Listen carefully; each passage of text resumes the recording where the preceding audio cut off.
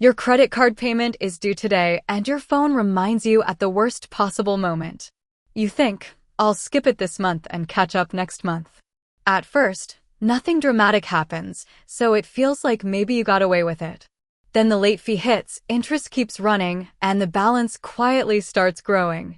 Soon, unknown numbers start calling and your credit score may begin taking damage. And if you keep ignoring it, one skipped payment can snowball into collections or even a lawsuit. So, what actually happens if you stop paying your credit card? If you want to learn more about financial mistakes to avoid, like this video and subscribe now. Let's follow Daniel, a regular American cardholder who made one common mistake. Daniel is not reckless, rich, or irresponsible. He is just financially stretched. He uses his credit card the way millions of Americans do, for everyday life. Then one month, money gets tight and his minimum payment becomes harder to make. He tells himself it is just one missed payment and nothing more. But credit card problems rarely stay small once payments stop. The first thing to understand is that missing a payment and defaulting are not the same stage. At the beginning, the account is simply late and the clock starts ticking. If the payment is not made by the due date, the issuer can charge a late fee. Interest also continues unless the balance is paid according to the card terms. That means the amount you owe can start increasing even if you stop spending. Many people assume no payment means no activity, but debt often grows in silence. Daniel hopes he can skip one payment and just fix it next month. But next month arrives, and the problem is already a little worse. Now he owes the old balance, plus interest, plus any fee that was added. This is where the debt starts feeling heavier than the original purchase ever did. Emotionally, that is when people often start avoiding the account instead of facing it. Then the account may become more seriously delinquent if another payment is missed. And once a delinquency is reported, the damage can reach your credit reports. That matters because your credit history affects borrowing, housing, and sometimes even insurance costs. Stopping payment is not just about one card. It can ripple into other parts of life. By this point, Daniel starts getting emails, texts, or calls from the card issuer.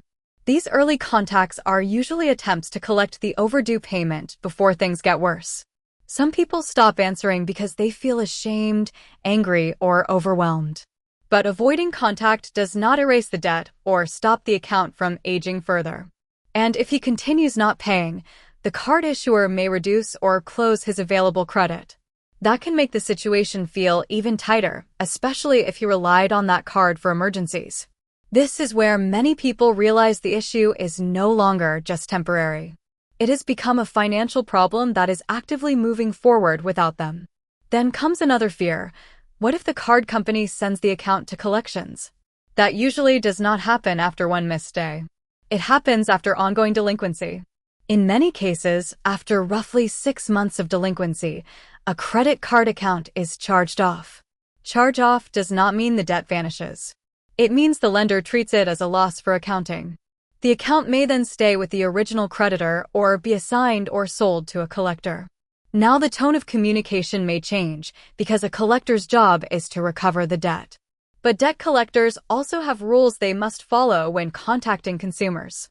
When a debt collector first contacts you, they generally must provide validation information. That includes who the creditor is, how much is claimed, and how to dispute it. If something looks wrong, the debt should not just be accepted blindly. Collectors can contact you, but they cannot legally use abusive or deceptive collection tactics. Still, even lawful collection pressure can feel intense when money is already tight. At this point, many people begin worrying about being sued. And yes, credit card debt can lead to a lawsuit if it remains unpaid. Not every creditor sues, and not every unpaid card ends in court. But the risk becomes more real if the balance is high and the account stays unresolved. If Daniel receives a lawsuit notice and ignores it, that can make things much worse. Because ignoring a lawsuit can lead to a default judgment against him. And once a judgment exists, collection tools can become more powerful. For example, wage garnishment or bank account action usually requires a court order. That is important because collectors cannot simply take wages whenever they want. In other words, serious consequences often come after a chain of missed chances to respond. That is why ignoring the problem can feel calm today but dangerous later. Another question people ask is whether stopping payment means they will go to jail. In ordinary consumer credit card cases, not paying a debt does not usually send you to jail. This is generally a civil debt problem, not a criminal case. But fraud, deception, or lying in a legal process can create different risks. So the issue is serious, but the bigger danger for most people is financial damage, not jail. And that damage can last beyond the month you first stopped paying. Negative payment history can remain on a credit report for years. That is why one credit card problem can keep affecting future financial choices. So what should someone do if they cannot keep up with the payments? The first mistake is pretending the problem will solve itself. The second mistake is waiting until the account reaches collections before acting. A better first step is to face the numbers honestly. How much does he owe? What is the minimum, and what can he realistically pay? Then he should contact the card company before the situation gets deeper. That call may feel uncomfortable, but early communication can create more options. Sometimes the issuer may offer a hardship arrangement or a temporary modified payment. Not every lender offers the same help, but asking early is often better than waiting. If the account is already deeply behind, he may need a bigger recovery plan. That could involve credit counseling, a repayment strategy, or legal advice in serious cases. The key idea is that options exist, but options usually shrink over time. The longer the account stays unresolved, the fewer easy exits tend to remain. Some people also wonder whether they should simply wait for settlement offers. Settlement can happen in some cases, but it is not guaranteed and can have trade-offs. It may affect your credit, require lump sums, or involve tax questions in some situations. That is why guessing your way through debt problems can become expensive.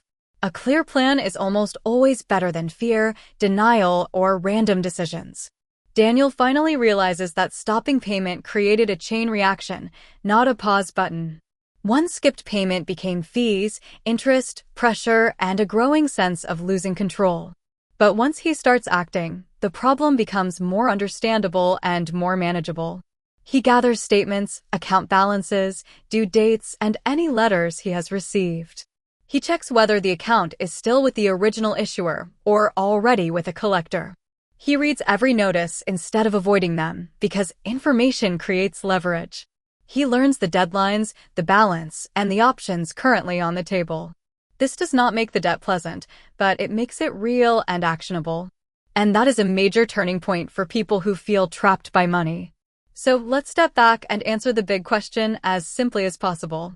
What happens if you stop paying your credit card? First, late fees and interest can begin making the balance bigger.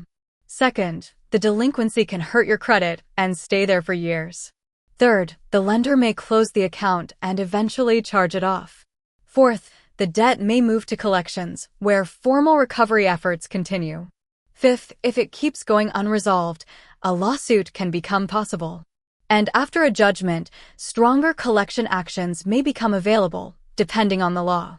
But the story does not have to end there if the person acts before things spiral further. The earlier you respond, the more control you usually keep. The longer you wait, the more expensive, stressful, and limited the options may become. So if payments are getting hard, silence is not a strategy. Read the notices, know the numbers, ask for help, and take action early. Because stopping payment on a credit card is serious, but ignoring it is what usually makes it dangerous.